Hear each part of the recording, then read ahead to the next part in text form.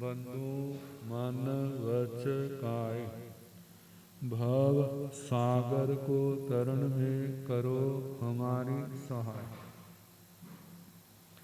जिन शासन जिन वाणी सदा जयवंत, श्रवण सन सदा अविचल मंगल हो।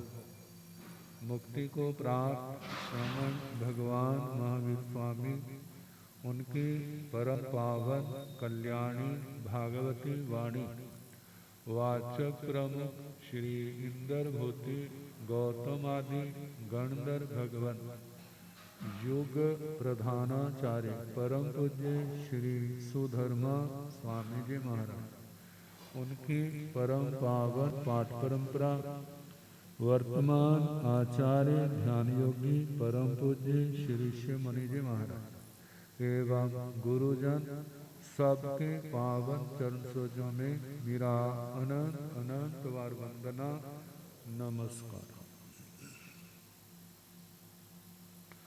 उपस्थित धर्म प्रेमी सज्जनों, माता तथा बहनों, संवर तत्वों में 5 चारित्र और उसमें सामायिक चरित्र।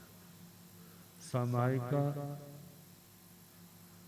तीसरा भेद 3 अंगों में तीसरा अंग चारित्र सामायिक। देश विरति और सरल 5 अणुव्रत और 5 महाव्रत। पूर्ण रूप से पालना महाव्रत है और आंशिक या कुछ कम पालना व अणुव्रत, छोटे व्रत। ये व्रत क्या इनकी महिमा गाई जाए। जो इन व्रतों को अपने जीवन में स्थान देता है, उसका भविष्य परम उज्जवल बनता है। देखा जाए, इन व्रतों का पालन करना भगवान के घर की यात्रा है। भगवान के घर कहाँ? सिद्ध गति। तो इस संसार में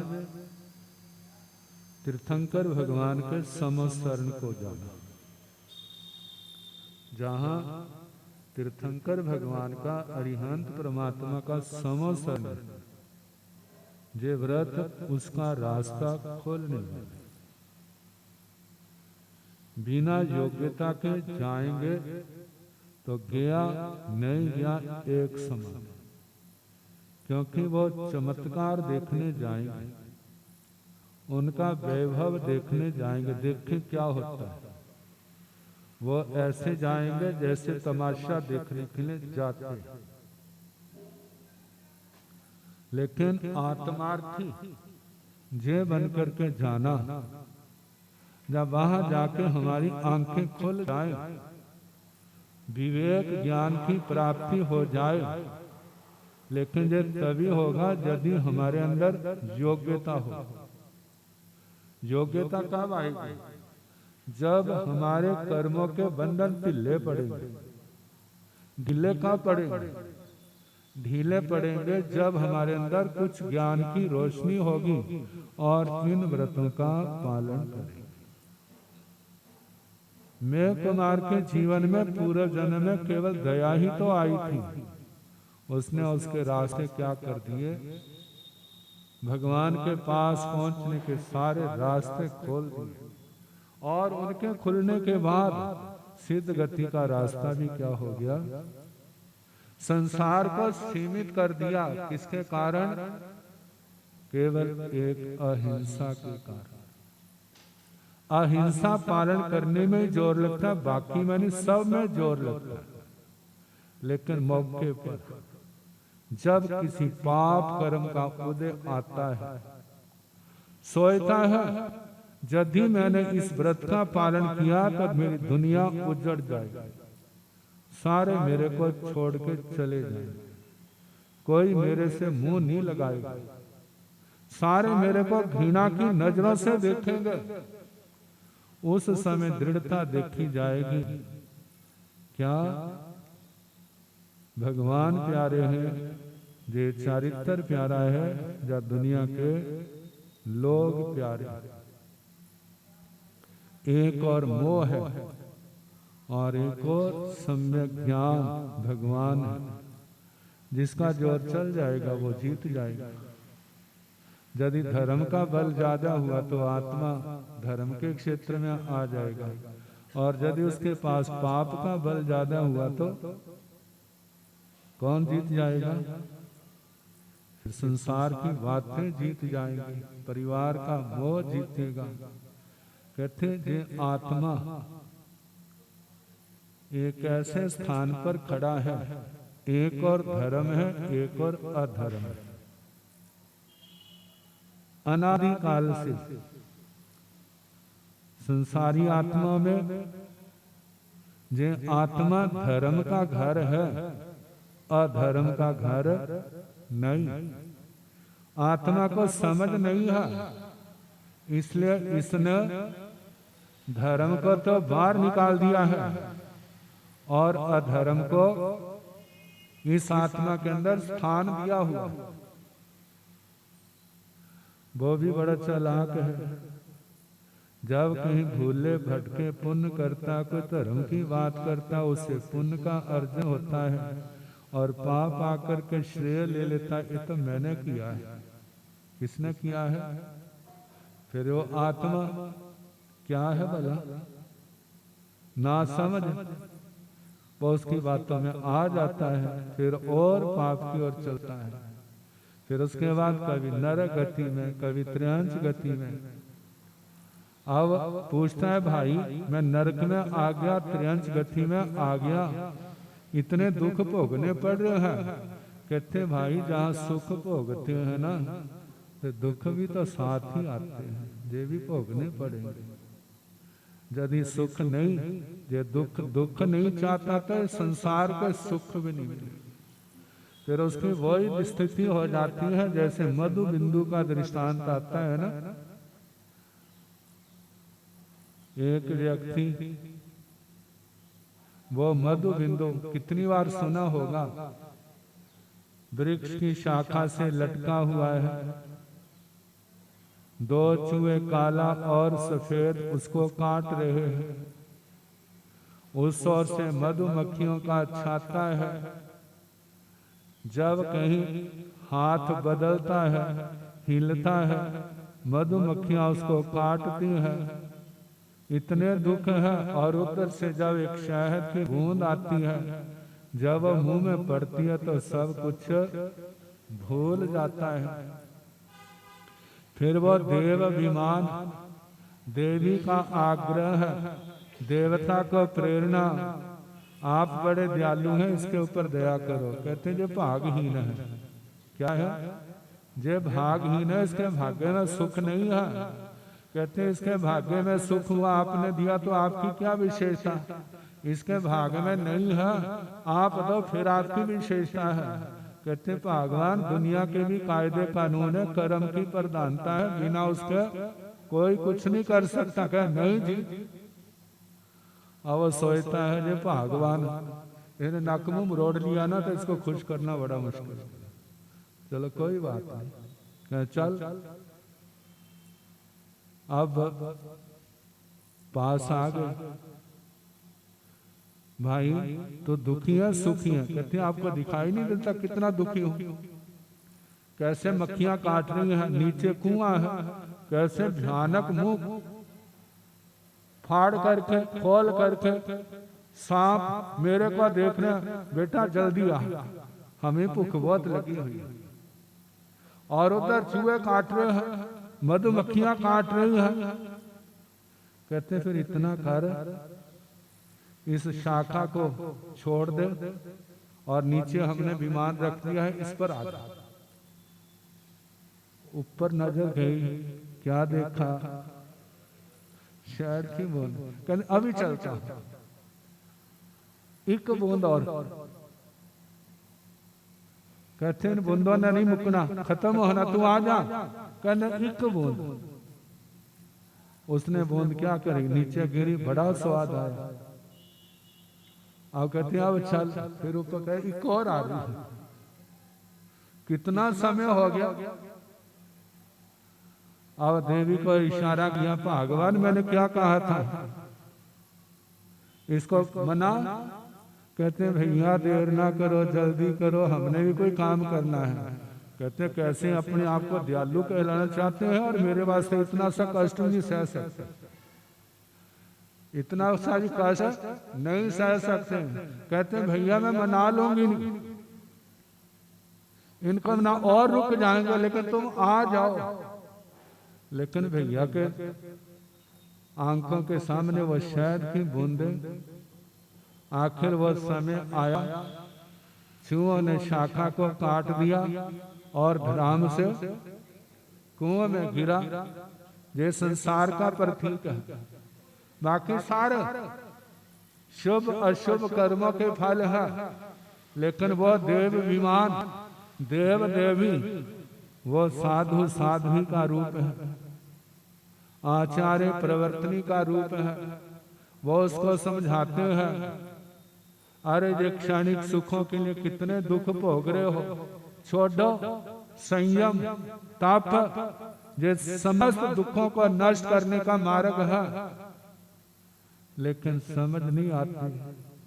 जिसको समझ आ जाती है वो उस कुएं से बच जाता है, जिसको नहीं समझ आती वहीं पड़ा रहता है। और एक दिन धड़ाम से उस कुएं में, और उसकी सेवा के लिए नरकों के जमदूत कहते बड़ी मुश्किल से आया, तेरी सेवा करेंगे। हम ही बेले बैठे बैठे क्या थे, उदास हो रहे, और उसकी सेवा शुरू हो जाती है। और चिल्लाता है, कहते भाई हाँ तो ऐसी सेवा होती है, जहाँ कोतवाली में सेवा कैसी होती है वाला,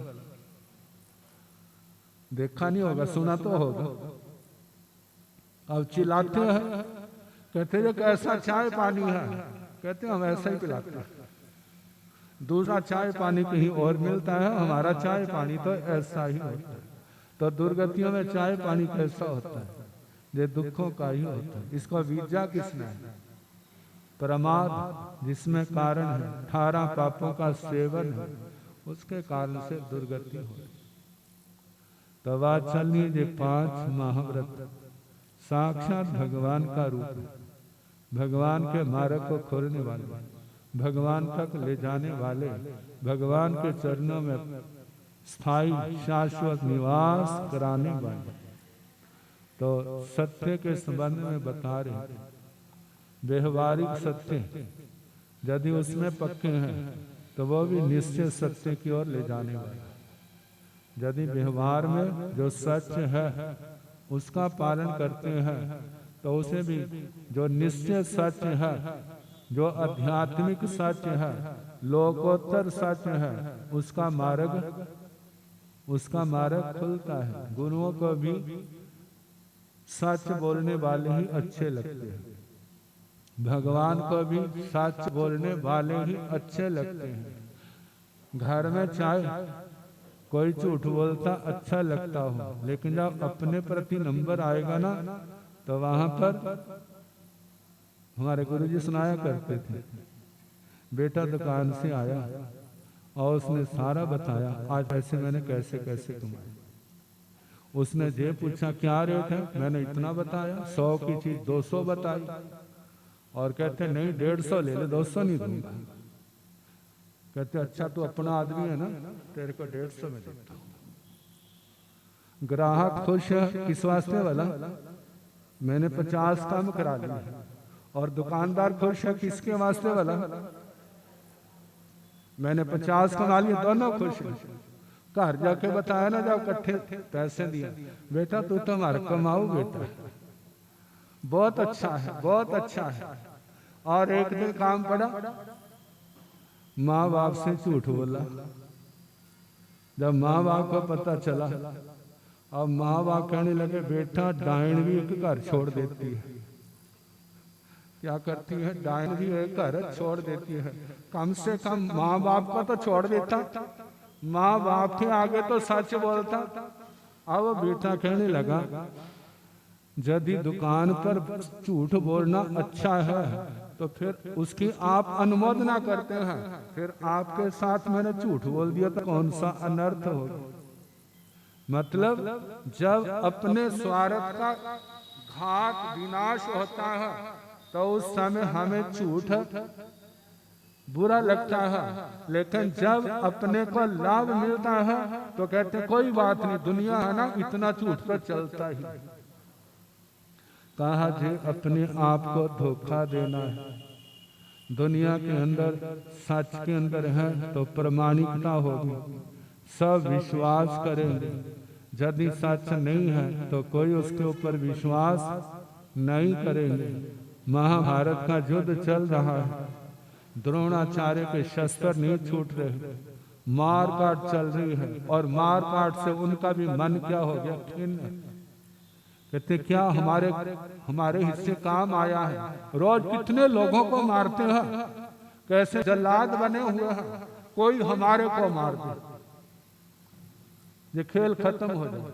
लेकिन उनको मारे कौन? पांडवों ने पूछ लिया, आप मरोगे कैसे? कहते वो युग आज का नहीं था ना, सच में गुरु थे। कहते जब तक मेरे हाथ में शस्त्र है कोई मेरे को मार नहीं सकता। कहते फिर? कहते जिस समय मैं शस्त्र छोड़ दूंगा उस समय तुम्हारा बात चल जाएगा। कहते कैसे छोड़ोगे? जिस दिन सबसे शोकपूर्ण समाचार सुना। और शोकपूर्ण समाचार कौन सा? उसका बेटा, एक तो बेटा था, वो कौन था? अश्वत्थामा।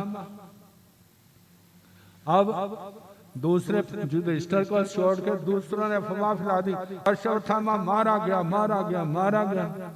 तुम्हारे मक्कारों का मेरे को कोई विश्वास? तुम अपने लाभ के लिए कुछ भी कर सकते हो। यदि युधिष्ठिर बोले तो मैं क्या करूंगा, तब मानना। और युधिष्ठिर को कहा, कहते मरते लोग देखने हैं, थोड़ा सा झूठ बोल दो, कुछ नहीं बिगड़ेगा, बाद में तेरा प्रायश्चित करा देंगे। क्या करेंगे? प्रायश्चित करा देंगे।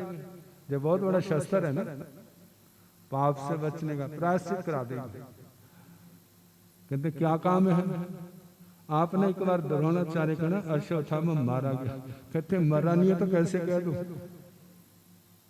तो कहते हैं अश्वत्थामा एक नाम का एक हाथी था, भीम ने उसको मार दिया और उसको कहा अश्वत्थामा मारा गया।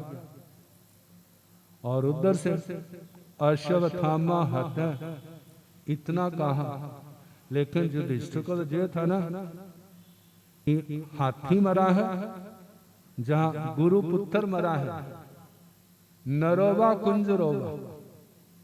मनुष्य मरा है जहां हाथी मरा है, इक मरा है पता नहीं।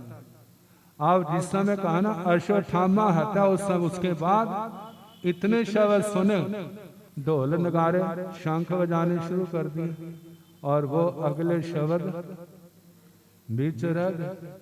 जब रह गए, द्रोणाचार्य कहते युधिष्ठिर ने कहा कि इसका मतलब मारा गया, हाथ से शस्त्र छूट गया।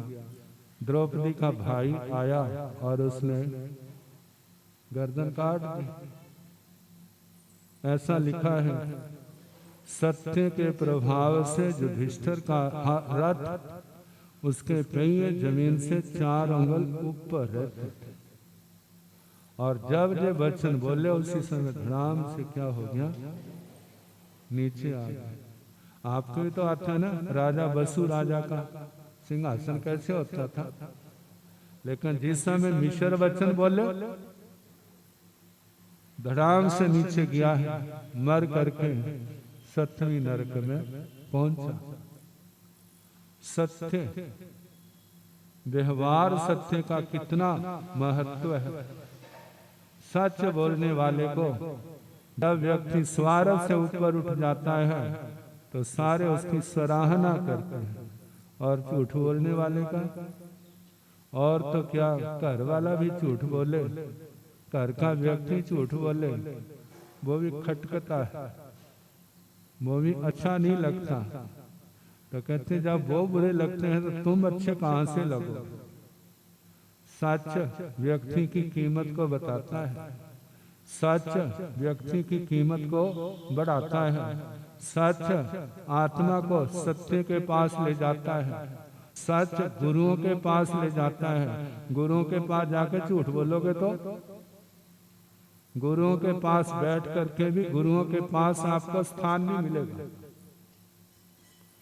सच आपके पास है, गुरुओं के पास भी स्थान मिलेगा, भगवान के पास भी स्थान मिल जाएगा।